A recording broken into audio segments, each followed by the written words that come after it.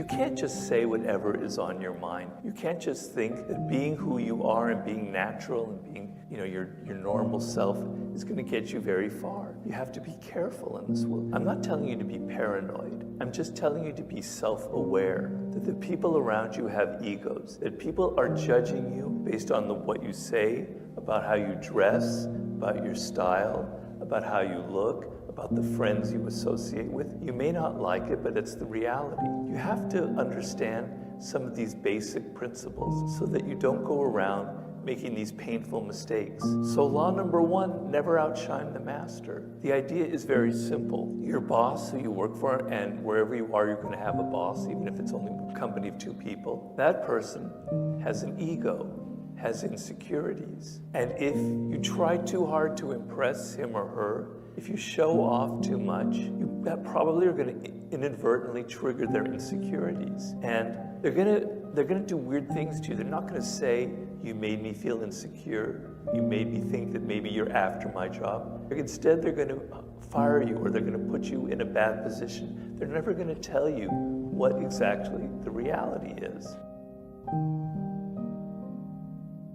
Law number 7, get others to do the work but always take the credit. That, I agree, is a nasty law. I don't deny it. But I explain very clearly in the course of that law that you must look at it from the reverse side. That while you're happily working on your screenplay or on your startup, there are vultures circling around you right at that moment who are ready to pounce and steal your idea and take it from you and take credit for it. Be aware, even of those manipulative laws that people think are so evil, there's a flip side to them. They're opening your eyes to the dark side of power. Because I came from the book from the side of the innocent. I never had power, so I'm writing it from that point of view. Because that happened to me. People took my ideas in Hollywood, they stole it and they put their name on it.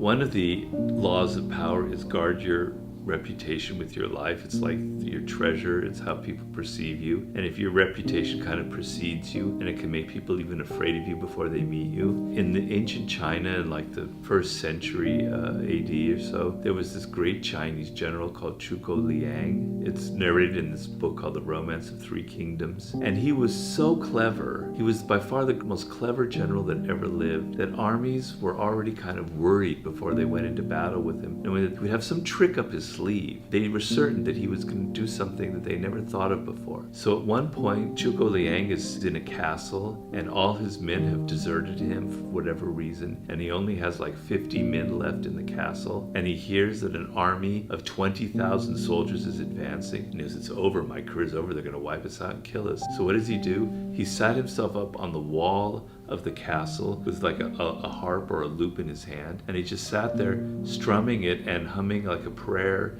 and kind of singing. And the enemy army approaches. They see Zhuge Liang on the top there. He's got some trick up his sleeve. He's luring us into the castle where he must have 50,000 men that are ready to ambush and counterattack us. He wouldn't be sitting on that citadel like that unless he was trying to trick us in some way. And so they end up retreating. So a man with 50 men defeated an army of 20,000 men just through this psychological warfare and just through this reputation that he had of being so incredibly brilliant. And I think a great coach like a Bill Belichick kind of has that sort of spirit as well.